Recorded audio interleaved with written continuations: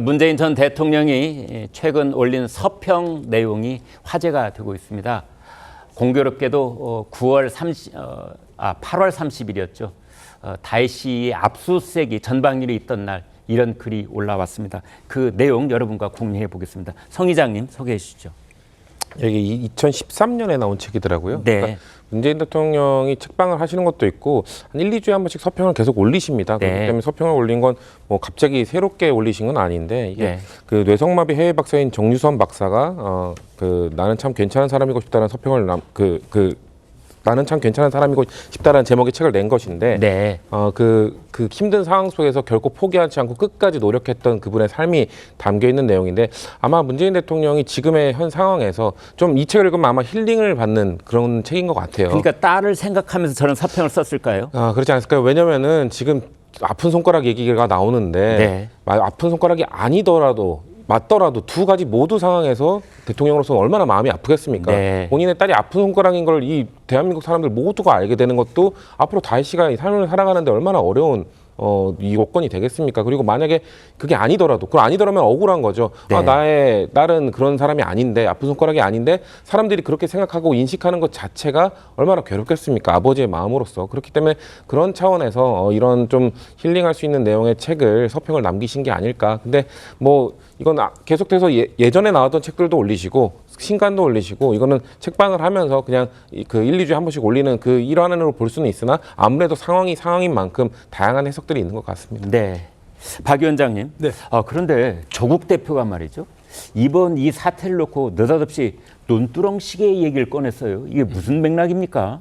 그러니까 이제 그만큼 억울함을 제2의 논두렁식의 사건이다 이렇게 표현하고 있는 그러니까 건데요. 노무현 권양숙 여사가 박연차 씨로부터 받았다는 그 식의 얘기하는 거죠. 그렇죠. 지금. 네. 그런데 이제 논두렁은 사실 확인되지 않은 팩트지만 예. 시계를 권양숙 여사가 당시에 받았던 건 팩트입니다. 네. 따라서 이 그게 이제 논두렁 논두렁에 버렸느냐 그 여부가 확인이 안 되는 그렇죠. 거죠. 그 여부가 확인이 안 됐던 것이지 박연차 회장으로부터 간접적인 경로를 통해서 예. 권양숙 여사가 피아제인가요? 네. 예, 시계를 뭐 1억 원인가 2억 원 하는 시계를 받았다 하는 거는 검찰 조사에서도 확인됐고 노무현 재단에서도 인정하는 팩트다. 네. 예, 따라서 그 지금 조국 대표가 제2의 논두렁 시계다라고 표현하는 건 결코 노무현 전 대통령이나 권양숙 여사에게 도움이 되지 않는다. 비유가 적절치 않다 이렇게. 예, 좋은 비유가 아니라고 봐야 되겠죠. 네. 그리고 제가 또 한 가지 좀 꼭 말씀드리고 싶은 건 지금 정치 보복이다 이렇게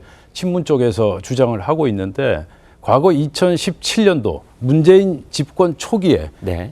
그 당시에 정말 거세게 불었던 그 적폐청산 광풍 네. 그 부분을 다시 한번 떠올리지 않을 수가 없습니다. 네. 그때 어땠습니까? 청와대에서 긴급 공문을 모든 행정부처에 내려보내서 적폐청산 TF, 적폐청산위원회를 구성하지 않았습니까? 네. 그래서 얼마나 많은 공무원들을 정말 인간적으로 괴롭혔습니까? 검찰 조사를 받은 국정원 직원 또 판사들까지 다 합하면 수백 명이 검찰 조사를 받았고요. 그리고 그때 사법거래, 재판거래, 사법농단이라고 해서 판사 수십 명이 조사를 받았고 무려 14명이 기소되지 않았습니까? 네. 그런데 결과는 어떻게 됐습니까? 양승태 대법원장 47개인가요? 혐의가. 그런데 모두 다 무죄 나오지 않았습니까? 네. 그리고 박병대 또 다른 법원 행정처장들도 전부 다 무죄 나오지 않았습니까? 물론 1심이지만 네. 어쨌든 그 정도로 쑥대밭을 만들어 놓았던 그런 적폐청산 광풍이 결과는 허망하게도 아무것도 없었다.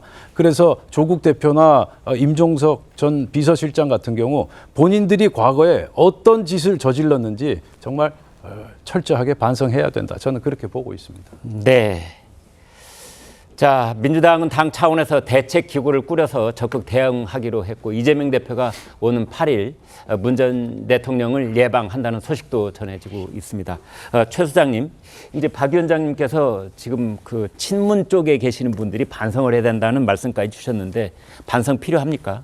저는 친문에 반성할 문제라기보다는요. 네. 한국 정치가 원래 이제 과거 민주주의 이전 사회는 전임 왕조라 그럴까요? 네. 뭐 그런 걸 이제 우리 뭐 이방원의 날 이런 거 비슷한 것처럼 그런데 이제 민주주의 사회가 좀 사회에 정착이 되려면 보복받지 않는다는 서로 확신이 필요해요. 네. 그런데 87년 민주화 이후에 윤석열 대통령을 포함해서 9번째 대통령이 있는데 네. 실제로 전임 대통령을 뭔가 공격하지 않은 정부는 세 정부밖에 없어요. 네. 그게 김대중 정부, 노무현 정부, 박근혜 정부예요. 예. 요 세 대통령은 전임 정부를 공격하지 않았어요. 네. 그러나 그 이유가 뭐가 됐든 김영삼 대통령은 역사 바로 세우기 명분으로 전두환, 노태우 두 분을 감옥에 보냈었고 네.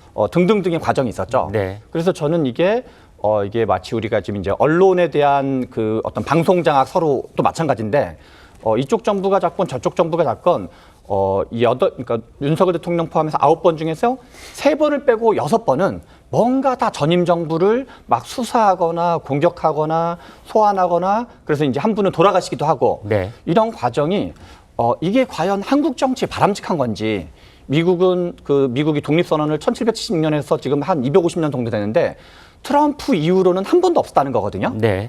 그래서 트럼프 대통령이 되게 예외적인 현상인데 그래서 저는 뭔가 이거에 대해서는 어느 파가 반성하냐를 떠나가지고 뭔가 좀 더 깊이 있게 좀 자성할 필요가 있지 않나. 그래야지만 한국 민주주의가 훨씬 더 굳건해지거든요. 그런 생각이 듭니다. 네.